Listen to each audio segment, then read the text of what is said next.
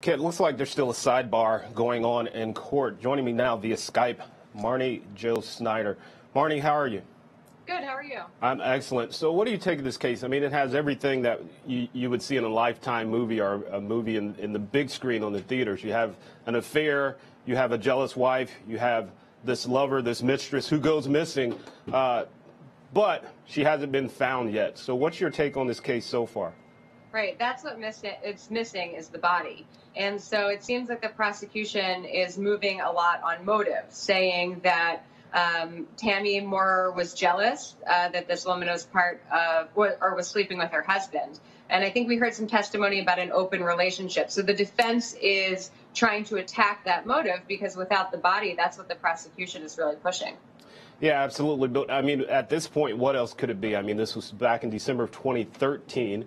Her car was found. Her car was found locked, but she was never found. There's been no trace of her. So what else could it be? I mean, I understand people want to get away from everything, but forever, for 5+ years now? Right. Well, what the defense would argue is that without that body, you can't prove that someone else did the crime, right? So they opine and they poke holes and say it's a reasonable doubt that the body might hold evidence of Tammy Moore's innocence. And so without that body, you can't really tell that Tammy Moore was involved. Right. That's what they have to say. I'm sorry. It looks like Mr. Eden is back on the stand. Let's go to court. Okay, we're still hearing testimony from Aaron Edens, who's an intelligence analyst. He's actually going over the map of Heather Elvis's cell phone. Still with me, Marni Jo Snyder. Marni, I want to talk to you about this this testimony here and how crucial it is. And a lot of juries see this as boring testimony, but I can't stress how important this is to actually track where the victim was on the night she went missing. Right. So they are using the cell phone pinging evidence to try to track where she's going. And cell phones are like two-way radios. So it's important that an expert testify about the science behind them. Cell phone pings don't always go to the closest tower. They go to the tower that has the strongest cell phone signal to bounce off of. Right. And so this testimony is important because it has technical issues to it that the jury needs to understand. And then they're going to track the victim by her calls and her movements, but they also talk about these calls from a payphone. And those are really important to the prosecution to show that someone was luring her to a certain location. Absolutely. Again, we're covering the Tammy Moore trial right now. She's accused of kidnapping Heather Elvis. Heather was having an affair with Tammy's husband way back in 2013. She has not been seen since, back in December of 2013. Stay tuned to the Law&Crime Network. We'll have more to come from this trial in South Carolina, murder on the beach. We'll be right back. Hey, welcome back to the Law&Crime Network. As you can see, we had a technical glitch with our feed there in court. Still with me, Marni Jo Snyder. Mary Jo, he's talking again about this cell phone. I'm sorry, Marni. He's talking about this cell phone data here, and I think he's starting to get to some key points of testimony, especially he talks about 1:15 a.m. Pinging her location there, and I think she went missing sometime earlier before that because I believe she was on a date. She got home around that time. So I think this testimony is starting to get really crucial here. What say you? All righty, we are actually going to take a quick break. We'll be right back here on the Law&Crime Network. Stay tuned. Hey, thanks so much for that with Anthony. Still with me, Marni Jo Snyder. Marni, I want to switch gears, go out to Atlanta, Georgia here for just a second. They're in Cobb County, which is not too far from where I reside. Now, I will say in the officer's defense, if he gets a call for service, he has no choice but to answer that call. He can't say, I'm not going to take that call. That's not something police can do. So I will take the defense of that officer. But what do you make of this citizen who just sees this guy with 2 kids, and since they don't look like him, she decides to call the cops? And I'd really be interested to see exactly what she said in that call to police. Right. Well, so this woman at this Walmart near Cobb County has now made it a crime to babysit while black. Because I think that when she says they don't look alike, I think that she means that their races are different, and that caused her alarm. And so that level of racism caused her to think that those kids were in danger. And you're right, the officer absolutely needs to come out. I think that it's important, though, that the police department and the officer afterwards explain and make it very apparent that he committed no crime and had actually done nothing suspicious to have them come out. And I think it's important that they acknowledge that they came out on a false claim or a overreaction of a claim from someone. So he did the right thing and investigated. Yeah, I'm not sure what the officer's statement has been, our Cobb County Police for that matter. But to your point, yeah, in the climate that we're in now, we would expect for them to come out and say, hey, we had no choice but to investigate it, but Mr. Lewis did not commit any crime. And I mean, we're in 2018 and families don't look like you would expect them to look from 1960, that's for sure. We're going to switch gears and get back to Tammy Moore, but before we get back to that, I do want to mention I have a very special guest joining me in the 1 p.m. hour, Daniel Villegas. You may remember we covered his trial last week here on the Law&Crime Network. This was his third trial for murder from back in 1993. He was found not guilty. We're going to play that emotional reaction and have Daniel here with us on the Law&Crime Network. But let's get back to Tammy Moore, and we want to hear from Officer Jonathan Martin from the Henry County Police Department. Take a listen. Okay, you were just hearing testimony from Jonathan Martin with the police department there. He actually talked about a search warrant on a payphone. Still with me, Marni Joe Snyder. Marni, I think this testimony was crucial, and I think it kind of sets the stage here because in this day and age, who even uses payphones anymore? A lot of times you can't even find a payphone. You may see the booth, but there's no phone in it. So I think it kind of paints the picture of what was in Cindy's mind that night, Sydney's mind. But again, this is just right now testimony of phone records. We still don't have a body, but I think it kind of paints a picture of what was going on that night. What say you?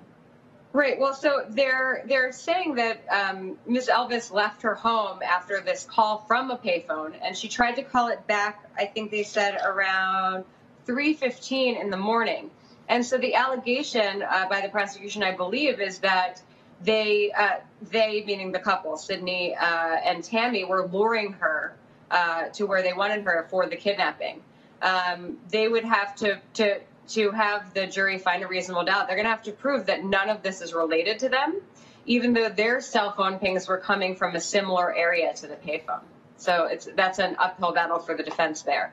Yeah, and I think that's just it, right? I mean, you're using a cell phone, or a payphone, but your cell phone happens to be pinging in that same area. What are the chances of that happening, especially at 2 or 3 in the morning, that it could be anybody but at least Cindy? I don't know if Tammy was there, but that's the prosecution's claim that they plotted together in this. How do you think the jury's going to go? I mean, the husband was already tried for this, I believe, twice, hung jury. He got convicted of obstruction of justice. But again, we don't have a body. So if he takes the stand during this trial, the husband, he doesn't have to testify, spousal privilege. Right, and he could get on the stand and just plead the fifth, and then what does the prosecution do from there? Right. Well, I think in this case it's going to be a little bit different from his. I think that the defense has a harder job than they did with Sydney because the prosecution has this theory that we all have known about and heard about of a woman scorned. And they're going to dig that into the jury's mind, that she had the motive, she was angry, they didn't have an open relationship, and so this plot is what's going on here. They say that the couple, neither of the couple's cell phones had contacted her from November to December in her disappearance. So they're showing this anger is building up and a plot is taking shape. Right. Let's actually hear more from Jonathan Martin to see what he said about the cell phone. All right, that was Jonathan Martin. Still with me, Marni Joe Snyder. Marni, I want to bring something up he just said. He said a missing person case is unique. And we all know that the law says it's nothing illegal or suspicious for an adult to go missing, right? I mean, he said you could drop your cell phone, not find it for a day. Doesn't necessarily mean you're missing. So could this be, now I know it's a long shot, it's a stretch. This was 2013. Could this be a case that Heather just wanted to go missing? I think that the defense has a couple things that they can point to try to say that. There was speculation at her job because of her change in weight that she might have been pregnant. And if they can point to a reason that she would be ashamed or want to be away from that community or her family, they could point to a reason that she might have left on her own volition. So we don't really know exactly what the defense might bring up as other reasons that she had disappeared. Right. But I guess the prosecution would come right back and say, well, you know what, if she's missing, why is her car found, but she's not found? You know, you may go missing, but you need a way to get away. So if her car's still there, I think there's a problem. We want to switch gears, hear more testimony from Aaron Edens, who's the intelligence analyst. Take a listen. All right, still listening to testimony from Jonathan Martin. Still with me, Marni Joe Snyder. Marni, I want to talk about something the defense actually pointed out here, and you and I kind of alluded to it earlier. What's to say he didn't forget his cell phone that night, and hence the call from the payphone, right? I mean, you heard that officer on the stand say, I don't have my cell phone with me right now, and people do forget their cell phone. So I think that was a pretty telling and powerful moment for the defense in this case. I'm sorry, I'm having a little bit of trouble hearing you, but I assume that what you were talking about is the defense kind of explaining that there could be a non-nefarious reason for her to use the cell phone, whether it's to contact the couple or not, that doesn't show that she was being lured any place in particular. That it happens, batteries die, and there are normal, legitimate reasons for that use. Yeah, absolutely. And what do you take of this surveillance footage from that payphone of this black truck showing up before that call was made to Heather? And we know that Sydney owns a black truck. What do you think of that? That's going to be a hard point to come around, I think, for the defense. But they have to acknowledge and point out to the jury over and over again that is circumstantial evidence. They can't prove who was driving that truck and that it was definitely theirs. And they certainly don't have surveillance footage that puts a person on that payphone at that time. That's not included in where the surveillance footage was able to pick up. Right. So there's still don't know who it was. I'm sorry, Marni. We have to take a quick break. We'll be right back. Stay tuned. Hey, welcome back to the Law and Crime Network. If you're just joining us, just prior to the break, we actually had Daniel Villegas and his attorney on with us. If you remember, Daniel Villegas was tried 3 times. We covered this trial here last week on the Law and Crime Network. He was found not guilty of a murder that occurred over 25 years ago when he was 16 years old. The alleged confession that he gave was coerced by the detective Marquez in that case. That was thrown out. He was tried for a 3rd time, and he was found not guilty just this past Friday. Still with me, Marni Joe Snyder. Marni, I want to talk to you about these confessions, and I brought this up with Daniel when he was on with us. A lot of people just don't believe that people would confess to something they had nothing to do with. But there are a demographic of people who are very susceptible to this, and that demographic is someone that's a minor, right, who may not even understand the law. And the detective's like, well, if you say this, I'll get you home. If you say this, you'll see your family. If you don't say this, I'll take you from your mom and dad. So a lot of people don't believe that these confessions actually exist. But again, I say the Central Park 5. We all know that case very well and how long those men were in prison for coerced confessions. What say you? Well, especially for a 16-year-old, they're susceptible to this kind of confession. And there are a couple of different things that factor in, right? How long someone is there kind of being broken down by police and by exhaustion sitting in that room. And it's also what they perceive. Do they perceive the police to be using force or threat of force? And what's their perception? Also, for a 16-year-old, there is an idea that if I confess and I give the police what they want, I can see my family, and then I'll be proven to be innocent later. I don't think that this man thought that he'd be spending 18 years, which is more than he was alive and free, in prison trying to get to this day. He, I'm sure, as a 16-year-old, thought that someone could help him when he got to his parents and got to an attorney, and so he gave that confession. Yeah, and you mentioned it. He spent more time in prison than he was alive at the time, and so much had changed from the time he went in to the time he got out. We want to listen to testimony from his cousin we played just before the break, David Ringel, who talks about this alleged confession that Daniel Villegas made. Take a listen. Okay, so that was some key testimony there from David Ringel. He's Daniel Villegas' cousin. Still with me, Marni Jones Snyder. Marni, I think there's no doubt in my mind this conversation happened, right? So I would go out to say, hey, this cousin's not lying. But does that suggest that Daniel, at 16, trying to fit in and be this tough guy, was lying about his involvement in this murder? Because, again, no physical evidence ever tied him to it. The murder weapon was never recovered. So they had nothing on Daniel besides his conversation with his cousin. What do you think about that? Right. Well, I mean, I think that, as the cousin says later on, I believe in the testimony, that he's joking. And I don't think the cousin means that he thinks this is funny, like telling a knock-knock joke. What he's saying is that he's bragging, he's 16, he's not serious, he's embellishing. And so he's joking as in it's not true, but he's telling this story to try to be a big deal. And unfortunately, that story then turned into a false confession to police and some questionable things on prison calls as well. Yeah, but even back in 1993, isn't there, this such thing called evidence, right? Again, admission of guilt is not proof of guilt. I can walk into a police station and say I killed 5 people, but unless you can prove it, I can walk right back out of that police station. So just because Daniel's on the phone bragging to his cousin, at 16, I probably bragged about stuff that I knew I never did, right? It doesn't mean I actually did it. I was just a 16-year-old kid. So, again, without the evidence, how did we even get to where Daniel served 18 years in prison? Right. Well, as the prosecutor said in his statement yesterday, we didn't investigate anyone else because we had a confession. And unfortunately, sometimes in certain jurisdictions, that's how far law enforcement goes. And so we don't know whether there was evidence that might have exonerated Daniel, or whether there was evidence that pointed to the person that actually did it that they missed. Because I think that at this time, on this case in 1993, they got overexcited about their confession.